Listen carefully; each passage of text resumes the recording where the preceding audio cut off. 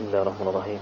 Assalamualaikum warahmatullahi wabarakatuh.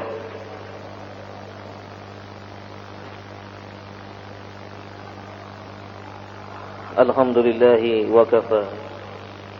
Wassalatu wassalamu ala nabiyil mustafa wa ala alihi wa ashabihi ahli sidqi wal wafa.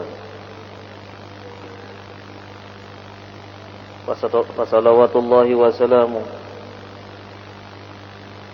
ala khairil anam Muhammad ibn Abdullah wa ala alihi wa sahbihi wa man tabi'ahum bi ihsanin ila yaumiddin, amma ba'du.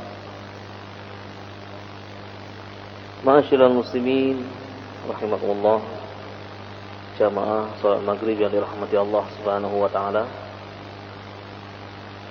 kaum muslimin dan muslimat, pendengar setia suara mujahidin, suara Perak Jaya dimanapun anda berada, rahimani wa rahimakumullah. Mudah-mudahan malam hari ini kita telah melaksanakan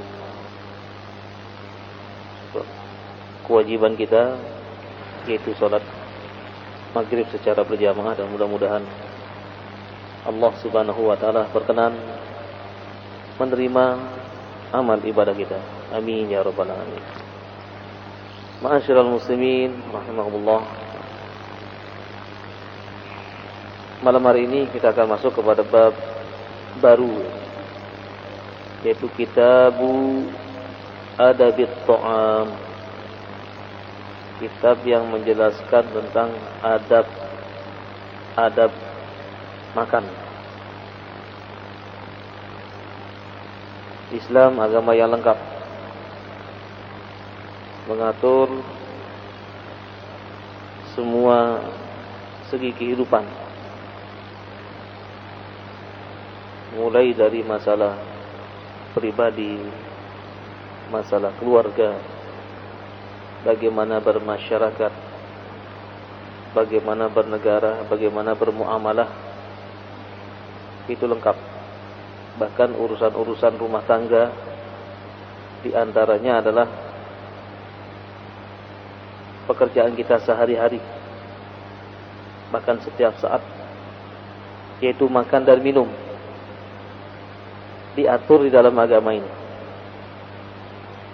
Sungguh telah sempurna, telah lengkap ajaran agama Islam ini, sehingga Allah Subhanahu wa taala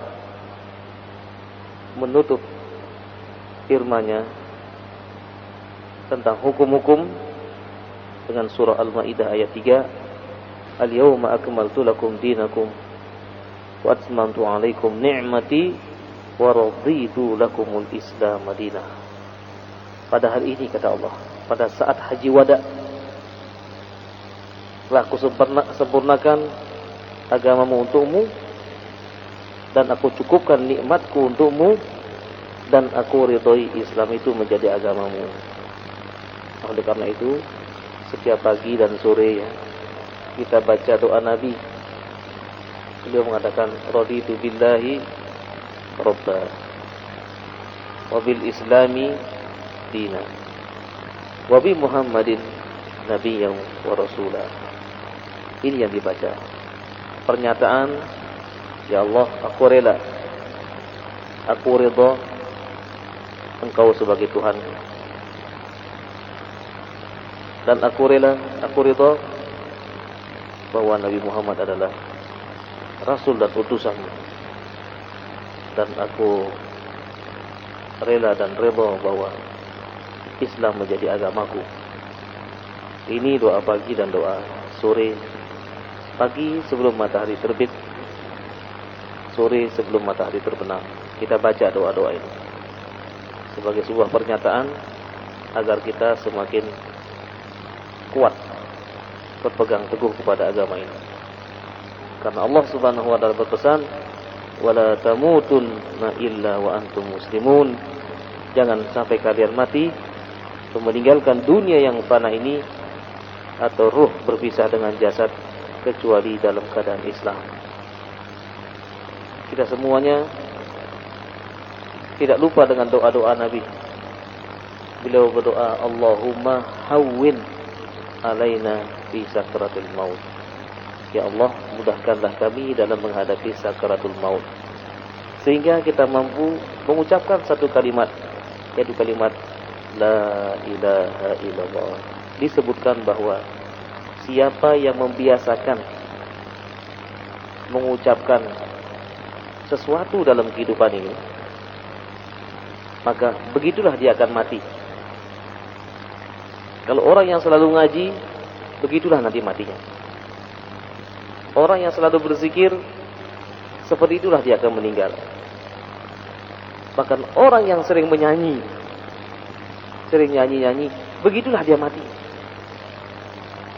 Ada di rumah sakit, ada seorang anak mengingatkan orang tuanya, wahai ayah, nyebut istighfarlah, istighfarlah. Tetapi karena dia ini adalah sering menyanyi dalam kehidupannya, maka dia meninggal dalam keadaan menyanyi. Dia tidak ingat lagi yang lain. Yang dia ingat adalah Bengawan Solo. Itu yang dia ingat. Disuruh nyebut kejadiannya di rumah sakit sini, di Surabaya ini. Nah, karena itu mari kita jaga lisan-lisan kita. Lisan kita ini agar selalu basah dengan zikir. Kita selalu berzikir subhanallah wa bihamdihi subhanallahil azim. Maha suci Allah dan segala puji baginya, dan maha suci Allah yang maha agung dan yang maha agung. Subhanallah bihamdihi subhanallahil azim. Kemanapun kita berjalan kita baca subhanallah bihamdihi subhanallahil azim. Di kendaraan subhanallah bihamdihi subhanallahil azim. Atau zikir yang lain, la haula wala quwwata illa billahil aliyil azim. Wa subhanallah walhamdulillah wa la ilaha illallah wallahu akbar. La haula wala quwwata illa billahil aliyil azim.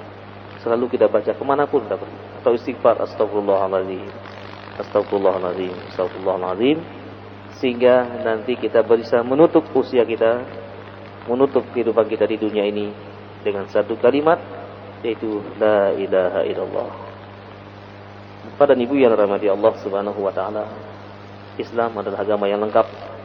Tidak perlu lagi ditambah, tidak perlu lagi dikurangi. Tinggal bagaimana kita menyambut Islam ini. Kalau kita menyambut dengan baik, insyaallah taala kita akan mendapatkan kebahagiaan di dunia wal akhirah. Nah, di antara ajaran Islam yang paling mendasar di sini tentang adab-adab, yaitu adab at-ta'am. Bagaimana kita adab-adab kita dalam menghadapi makanan dan makan.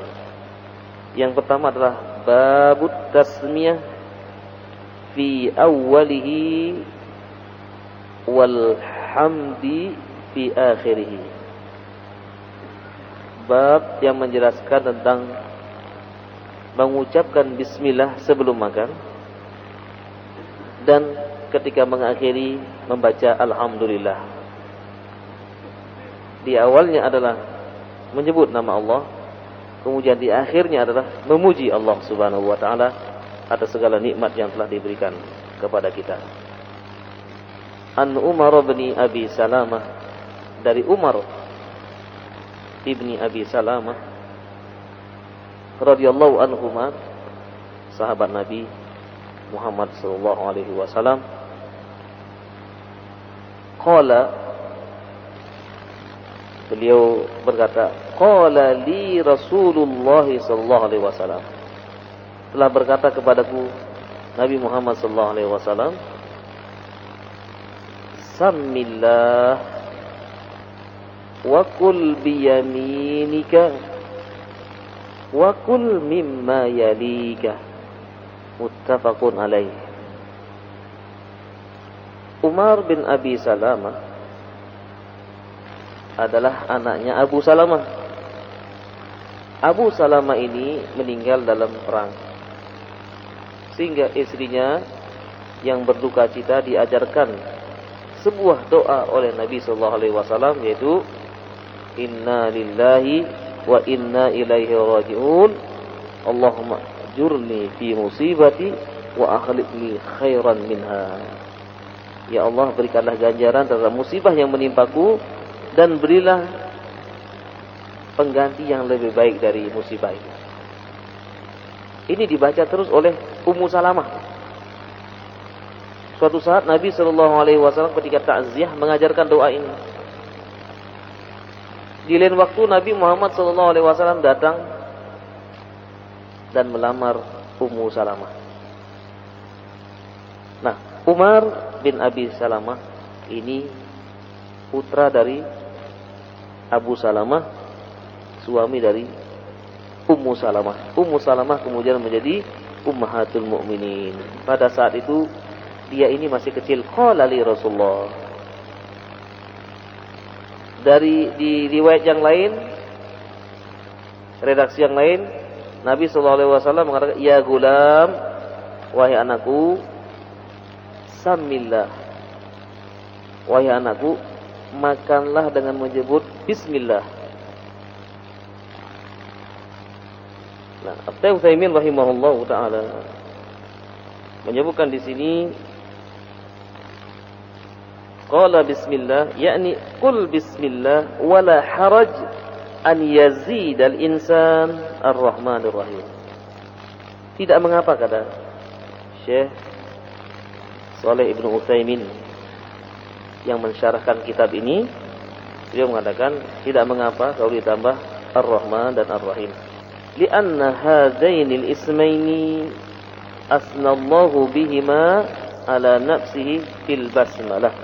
Karena kedua nama ini, yaitu Ar-Rahman Ar-Rahim, Allah Subhanahu wa ta'ala memuji dirinya dengan ucapan bismillah fil Qur'anil Karim.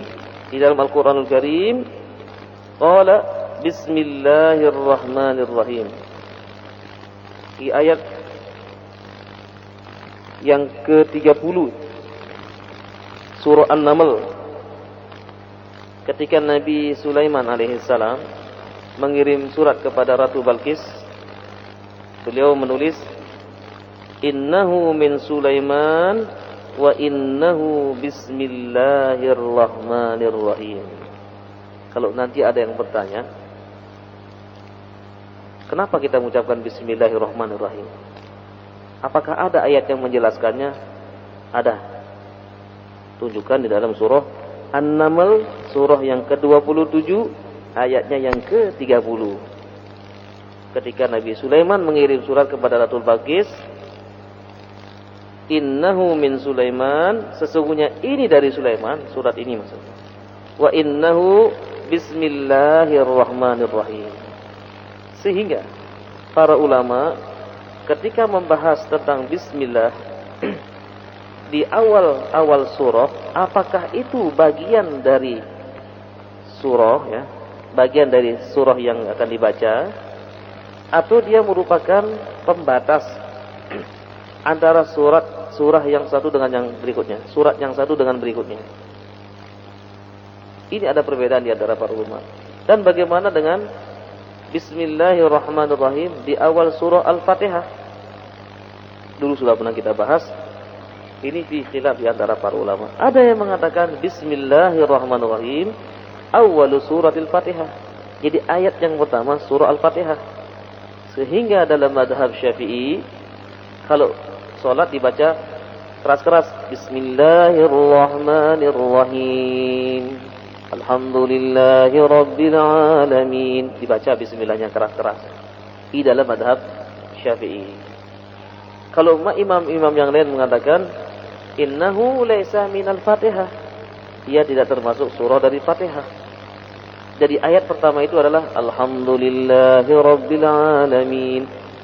Nah, sehingga ada yang tidak membaca bismillah langsung alhamdulillahi rabbil alamin berdasarkan hadis yang diriwayatkan oleh Imam Muslim di dalam tafsir Al-Qurtubi itu ada.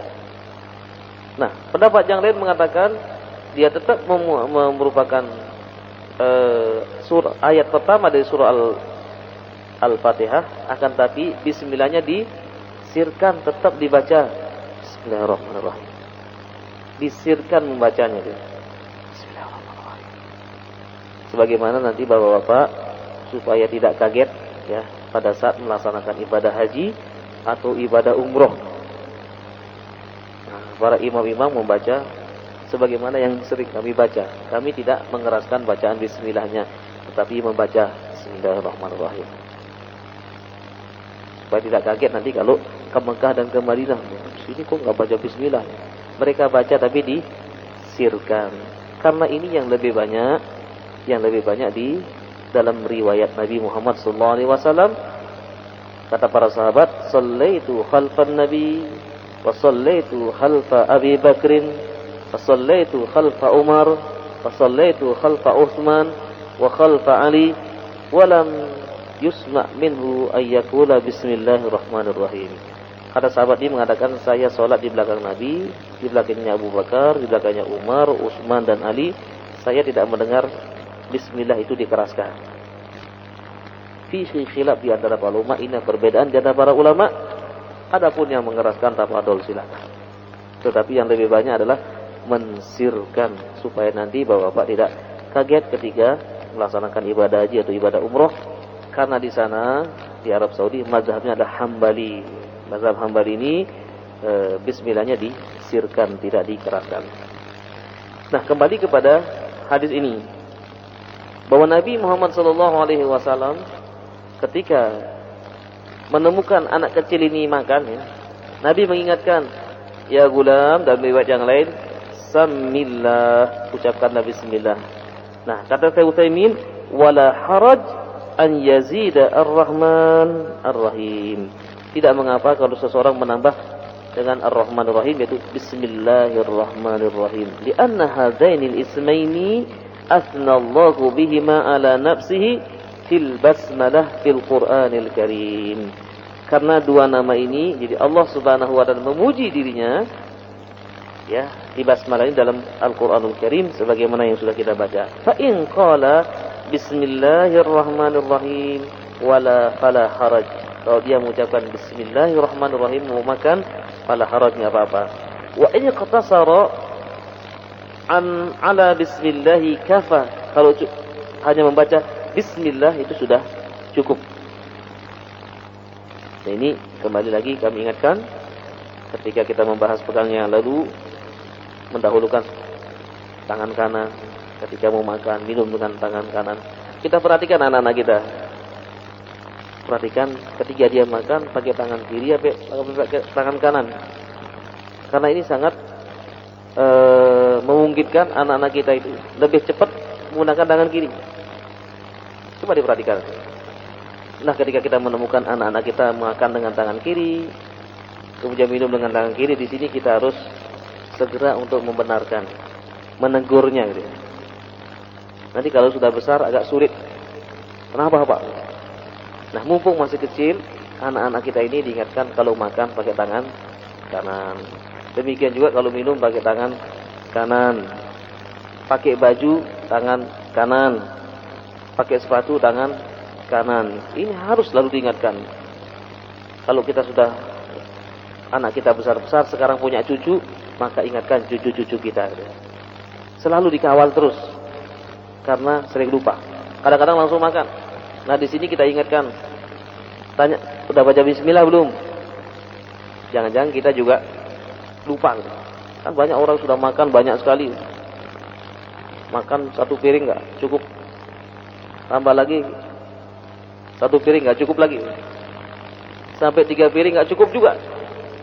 Ternyata makan enggak baca bismillah. Kan ada orang yang makan banyak sekali sampai 16 piring, enggak kenyang-kenyang. Ini siapa yang ikut makan?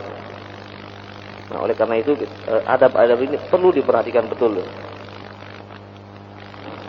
Ini yang pertama. Sebelum makan, ya mencuci tangan. Kemudian dianjurkan makan dengan tangan. Kecuali ada hal-hal yang perlu dengan pakai sendok, ya pakai sendok. Nah, yang berikutnya, wa kul biyaminika. Setelah mengucapkan bismillah, maka makanlah dengan tangan kanan. Ada enggak sesuatu yang dimasukkan ke dalam mulut dengan tangan kiri, Pak? Ada, Pak? Ada nggak? Ada nggak kita masukkan ke mulut kita dengan tangan kiri?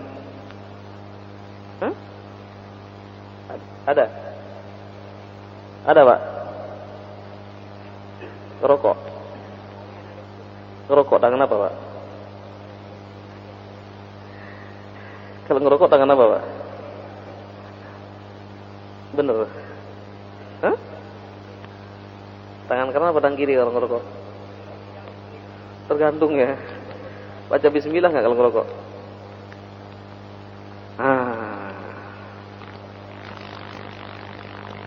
Siapa di antara jemaah yang ketika ngerokok baca bismillah ya? Bismillahirrahmanirrahim. Ada nggak? Hah? Nggak pernah dengar? Kalau masnya ngerokok pakai bismillah nggak? Hah? Nggak pernah ya? Lupa ya?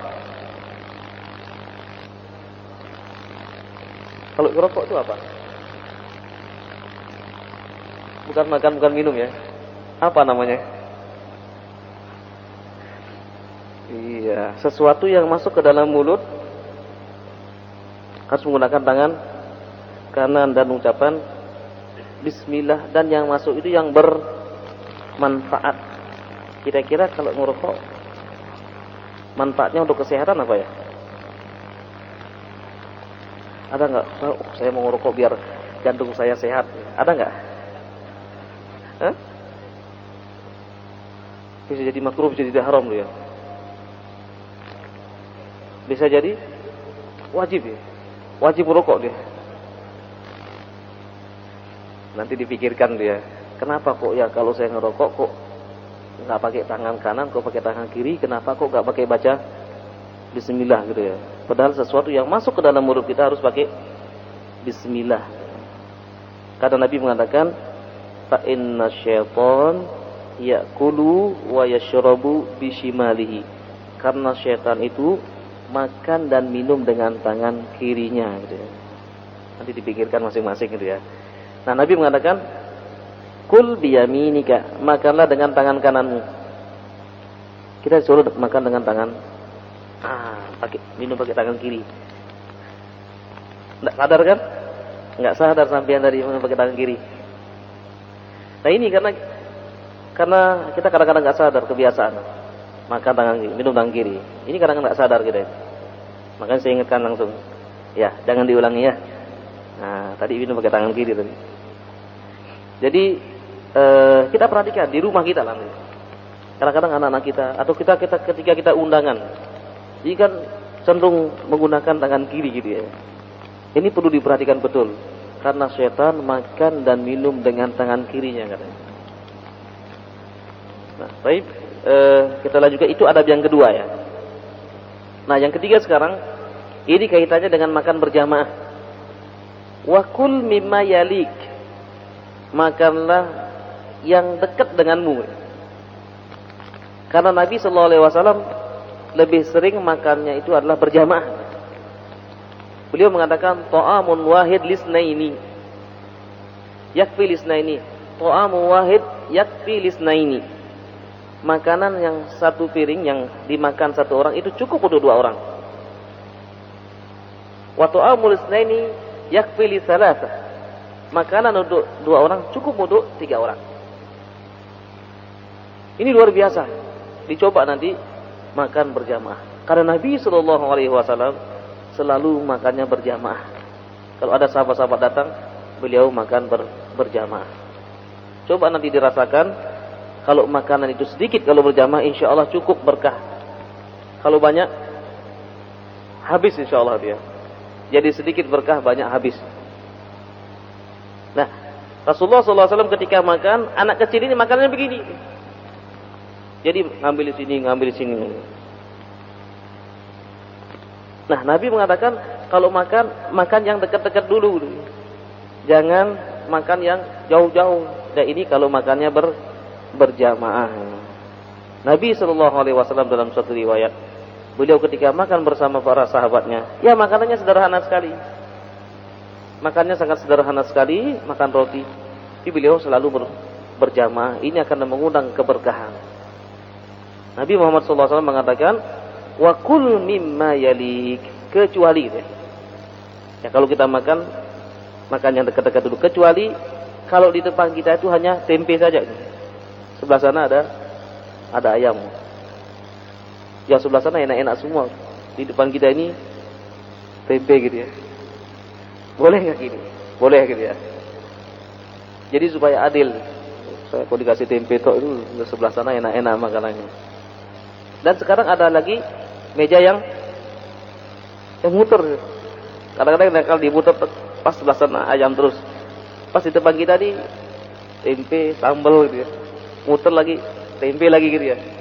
Nah, ini boleh kita mengambil di meja banyak ini. Ayamnya jauh tuh, ikannya jauh. Sedangkan di depan kita ini makanannya gizinya sederhana gitu ya. Nah, ini diperbolehkan. Tetapi kalau semuanya sudah sama semua, makanannya sama, ya sudah kita makan yang ada di depan kita. Dan ini sesekali kita biasakan kepada anak-anak kita. Kita makan satu nampan saja. Bukan satu piring, satu nampan sama-sama. Supaya apa? Melatih anak-anak kita. Ini melatih kebersamaan.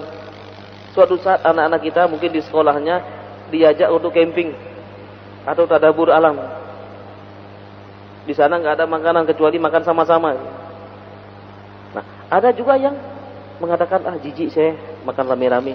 Nah, ini supaya mereka nggak mengatakan seperti itu. Ini harus dilatih anak-anak kita itu. Suatu saat anak-anak kita akan berinteraksi dengan dunia luar. Ya mungkin sekarang masih semuanya serba cukup ya. Suatu saat dia mungkin tugas, entah dia menjadi menjadi militer suatu saat itu ya. Tidak ada makanan kecuali sedikit makanan. Maka pada saat itu mau nggak mau dia harus makan berjamaah. Kalau nggak terbiasa, dia nggak mau makan nanti. Nah, oleh karena itulah hal-hal seperti ini perlu dicoba ya. Untuk menanamkan kesederhanaan, menampakkan kesederhanaan. Begitulah Nabi SAW ketika makan. Demikian juga duduknya Nabi itu. Ketika makan pun ada cara-cara duduknya itu ada. Gitu. Jadi ketika makan nggak boleh seorang bersandar. Jadi makan sambil bersandaran ya. Jadi menjelojorkan kaki kemudian bersandar makannya. Itu nggak boleh makan seperti itu. Duduknya Nabi ada beberapa cara-cara, nanti insyaallah akan dijelaskan di sini. Ini adalah hal-hal yang kecil yang perlu kita terapkan di dalam kehidupan ini. Ya paling tidak di dalam keluarga kita.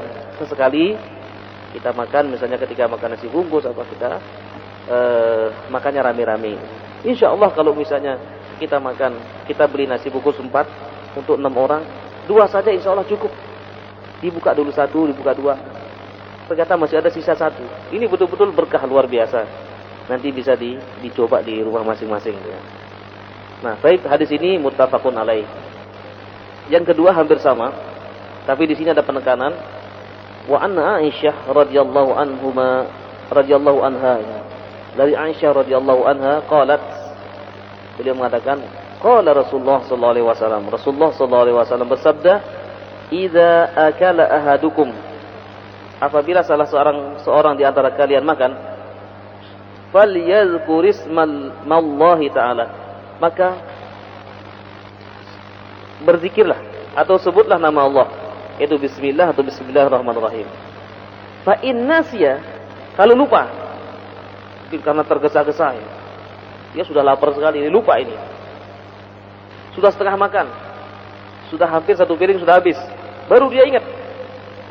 Fa in nasiya, apabila dia lupa, an yadhkura ismallahi ta'ala fi awwalihi, kalau dia lupa membaca bismillah di awal, falyaqul bismillahi awwalahu wa akhirahu, maka ucapkanlah bismillahi awwalahu wa akhirahu, dengan menyebut nama Allah yang pertama dan juga yang akhir.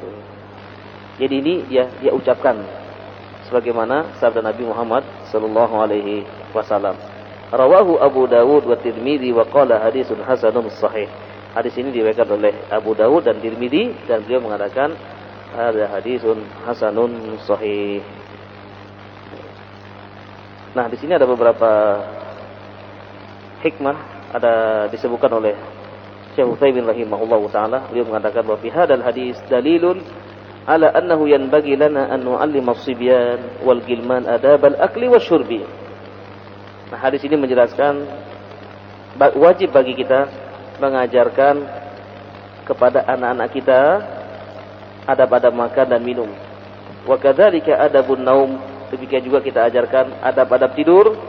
Fadlan anil umuril ukhra kas salat, sebelum kita mengajarkan yang lain seperti salat. Fa inna Rasul sallallahu alaihi wasallam qala muru abna'akum bis salati li sab'in wadribuhum 'alaiha li 'ashrin. Perintahkanlah anak-anakmu untuk melaksanakan ibadah salat pada umur 7 tahun, dan kalau umur 10 tahun tidak mau salat maka berilah pelajaran dengan cara memukulnya. Pada Nabi rahmati Allah Subhanahu wa taala, mungkin ini hadis yang kita sampaikan pada malam hari ini. Masih ada lagi hadis-hadis yang berkenaan dengan adab-adab makan ini, namun kita berikan kesempatan kepada jamaah. Barangkali ada yang bertanya. Silakan. Ya. Assalamualaikum warahmatullahi wabarakatuh. Waalaikumsalam warahmatullahi wabarakatuh. Ini titipan pertanyaan Ustaz dari keluarga di Makassar. Jadi gini kronologinya Ustaz. Ada bukan bapaknya, omnya itu bukan miskin, bukan kaya, sedang-sedang. Tapi selama hidupnya kan belum pernah berkurban. Ponaannya ini yang mungkin sedikit ada kelebihan. Jadi dia ini menyumbang kepada orang tuanya itu, kita anggap orang tuanya, untuk supaya dia ikut berkurban di itu. Bagaimana? Boleh atau tidak? Ya. Ya. Salah satu bentuk al-bir itu adalah salah satu bentuk berbuat baik kepada orang tua. Ya. Di antaranya adalah ketika mereka tidak punya, kita memberikan apa yang diperlukannya. Nah, ketika mendekati hari kurban, ya dia juga ingin kalau orang tuanya juga ikut berkorban. Boleh atau tidak? Boleh, karena Nabi SAW pada saat itu berkorban juga tidak untuk dirinya. Nabi mengatakan satu kambing untuk satu keluarga sudah cukup. Satu kambing untuk satu keluarga.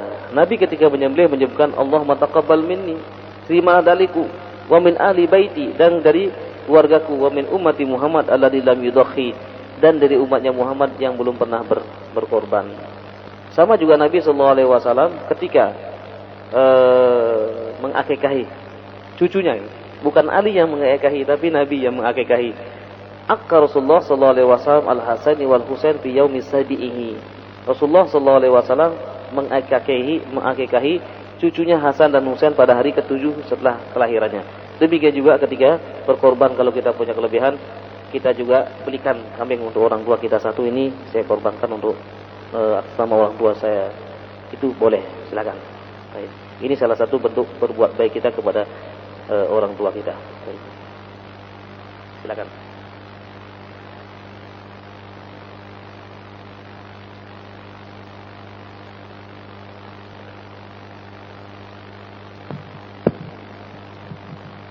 Bismillahirrahmanirrahim. Assalamualaikum warahmatullahi wabarakatuh. Waalaikumsalam warahmatullahi wabarakatuh. Ini pertanyaan langsung. Bagaimana kriteria imam sholat zaman Nabi Muhammad SAW atau masa sahabatnya? Sekian dan terima kasih. Assalamualaikum warahmatullahi wabarakatuh. Waalaikumsalam warahmatullahi wabarakatuh. Pertanyaannya berat ini.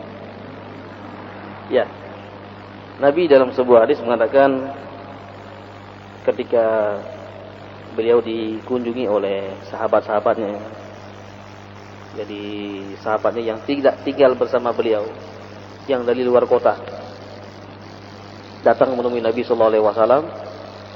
Ada yang sampai 10 hari nginap di Masjid Nabawi, ada yang 20 hari itu. Kemudian Nabi berpesan tentang siapa yang berhak menjadi imam. Beliau mengatakan, ya ummul qaumu aqra'uhum. Yang mengimami satu kaum, satu jamaah itu adalah aqra'uhum, yang paling bagus bacaannya. Yang paling bagus bacaannya. dari sisi tajwidnya bagus bacaannya. Di dalam riwayat yang lain, ahfazuhum, jadi yang paling banyak hafalannya. Jadi yang paling banyak hafalan Al-Qur'annya.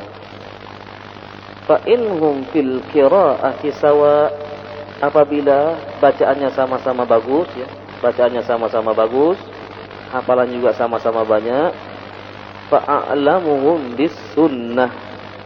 Kriteria yang kedua adalah maka yang lebih tahu tentang sunnah. Sunnah di sini misalnya ketika sholat dia harus muraat, melihat keadaan jamaah. Kadang sholatnya juga pendek, kadang juga panjang. Kalau Nabi SAW kalau sholat subuh panjang-panjang, lebih dari 100 ayat yang beliau baca satu rakaat. Demikian juga sholat isya, beliau pernah juga panjang membaca surah Al-A'raf. Berapa ayat ini? Al-A'raf ini 205 ya. Ya. 206 ayat. Itu sholat isya. Berapa halaman ini? Banyak sekali dia. Beliau membaca surat Al-A'raf pada waktu isya. Beliau juga ketika sholat isya, ya kadang membaca wasyamsi waduhaha, kadang membaca was-sama'i wat-thariq, atau membaca sabihis, atau membaca wat-tini waz-zaitun. Maghrib beliau kadang membaca yang pendek, qul ya ayyuhal kafirun, qul huwallahu ahad. Beliau juga pernah membaca pada rakaat pertama wat-turi wa kitabim mastur, surah At-Tur. Kemudian rakaat yang kedua membaca wan najmi idza hawa ma dhalla sahibukum wa ma gawa, sampai akhir, sampai habis. Insyaallah kami belum pernah panjang-panjang, yang paling baca satu surah 2 kali atau 3 kali gitu. Pendek-pendek yang kita baca, belum sampai menyamai bagaimana yang dibaca oleh Rasulullah. Demikian juga hari Jumat, subuh Jumat Nabi sallallahu alaihi wasallam sering membaca Alif Lam Mim Sajadah pada rakaat pertama, dan pada rakaat kedua membaca hal ata alal insani hinum minad dahri lam yakun syai'an mazkura. Itu yang boleh baca. Ini tentang sunnah-sunnah. Demikian juga sunnah bagaimana kalau seorang imam misalnya batal. Ketika imam batal, maka yang di belakangnya yang menggantikan. Karena itu yang sholat di belakang imam adalah orang yang juga mengetahui tentang hukum-hukum sholat itu. Jadi pada saat imam batal, pada saat sedang ruku batal, jangan langsung keluar pada ruku. Kalau sedang ruku misalnya batal kemudian keluar, gimana jamaahnya nanti? Kalau kita ruku misalnya batal, sami Allahu liman hamidah, sami Allahu liman hamidah, baru kita keluar, baru diganti yang belakangnya. Atau ketika dalam keadaan sujud batal, ya Allahu Akbar dulu, jangan saya dibatal langsung keluar. Nah, gimana jamaahnya nanti mengetahui deh? Wah, ini kok lama sekali sujudnya di jamaah ini. Demikian juga ketika ditegur, ketika sholat ditegur, subhanallah. Nah, dia juga harus paham. Oh, subhanallah ini berarti saya keliru atau saya lupa. Nah, ketika imam itu lupa, misalnya seharusnya dia berdiri kemudian dia duduk dia, atau seharusnya dia duduk dia berdiri, maka nanti sebelum tahiyat dia sujud sahwi. Sujud sahwi karena apa? Karena al-imamu dhaminun wal muadzinu aminun. Imam itu menanggung sholatnya, semua jamaah ditanggung. Jamaah itu kurang-kurang sholatnya, imam yang tanggung jawab gitu.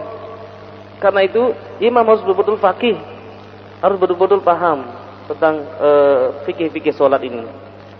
Jadi ketika keliru dan ketika lebih rakaatnya, kapan sujudnya gitu kan? Kan ada sujud sebelum salam, ada sujud sesudah salam. Sujud sahwi ini ada gitu. Mungkin sudah dibahas di dalam kitab fikih. Nah, kata Rasulullah, kalau sama-sama pemahaman sunnahnya, fa aqdamuhum hijratan, maka yang lebih dulu hijrah dulu, zaman dulu. Lebih dulu hijrah apa lebih dulu masuk Islam. Nah, fa inhum fil hijrat isawa. Bacaannya sama bagusnya. Pemahaman tentang sunnah juga sama gitu. Masuk Islamnya juga sama-sama. Maka yang terakhir baru akbaruhum sinnan, maka yang lebih tua umurnya. Itu baru lebih tua umurnya. Karena Nabi SAW pernah menyuruh Abdullah bin Abbas yang umurnya 10 tahun jadi imam. Pernah menyuruh Ka'ab bin Malik, Rasulullah pernah menyuruh Ka'ab bin Malik menjadi imam. Rasulullah pernah menyuruh Abu Musa al-Asy'ari menjadi imam. Karena bacaan mereka bagus. Dan tidak ada di situ sahabat-sahabat, wah ini kok kecil-kecil jadi imam, enggak ada. Jadi karena mereka bacaannya lebih bagus dan juga pengetahuan sunahnya juga lebih bagus. Nah, itulah kriteria-kriteria yang menjadi imam. Dan juga ada tambahan lagi. Para ulama mengatakan bukan dalam hadis, mimba bil adab. Jadi mimba bil adab itu adalah salah satu para ulama mengatakan idza yuhibbuhumul jamaah. Nah, imam itu dicintai oleh jamaahnya. Ketika tidak dicintai oleh jamaahnya, maka sebaiknya tidak menjadi imam. Ini tambahan bukan dalam hadis. Jadi masuk kepada tambahan-tambahan para ulama menyebutkan, ulama fikih menyebutkan karena sholat seseorang khusyuk dan tidaknya itu adalah kalau dia mencintai imamnya gitu ya. Dan imam itu juga mencintai jamaahnya gitu. Jadi ketika itu tidak terjadi, maka sholat seseorang bisa tidak khusyuk gitu ya. Nah, itu disampaikan oleh para ulama kita dalam kitab-kitab fikihnya, dalam adab-adabnya. Karena itu Nabi mengatakan, berpesan kepada kita semuanya, innama ju'ilal imamu liyutamma bihi. Sesungguhnya imam itu diangkat untuk diikuti gitu ya. Innama ju'ilal imamu liyutamma bihi. Tidak tiba-tiba menjadi imam gitu ya. Enggak, itu ditunjuk gitu ya. Demikian juga bukan dalam sebuah adab-adab juga. Kita tidak boleh menduduki tempatnya imam kalau tidak imam yang memberikan izin itu ya. Jadi imam rawatib itu bertanggung jawab terhadap solatnya para jamaah semuanya. Termasuk dalam sebuah adab lagi, ketika kita di rumah misalnya, ada tamu nih di rumahnya. Jadi si tamu ini nggak boleh duduk di tempat tuan rumahnya ini. La yajlisu rajul fi makani, nggak boleh kita duduk di situ. Ini membabil adab juga dia. Demikian juga adab-adab juga, siapa yang berhak memberikan ceramah di sini juga ada adab-adabnya gitu ya. Tidak ucuk-ucuk langsung kok tiba-tiba memberikan ceramah, nggak ada itu. Ini bukan adab-adab Islam. Jadi adab-adab Islam itu adalah kalau diizinkan tafadhol silakan. Ulama-ulama nggak berani. Imam Syafi'i, Imam Malik itu nggak berani ngajar di Masjid Nabawi. Imam Malik ketika diberikan syahadah 70 ulama, itu baru beliau berani mengajar di Masjid Nabawi. Sebelumnya beliau tidak berani. Ditunjuk pun tidak berani gitu ya. Karena berat sekali. Karena menjadi seperti kami berbicara ini sangat berat sekali, urusannya dunia akhirat. Nanti yang pertama kali tanya sama Allah dia. Pertama kali tanya sama Allah Subhanahu wa taala. Karena itu kita tidak boleh sembarangan dia.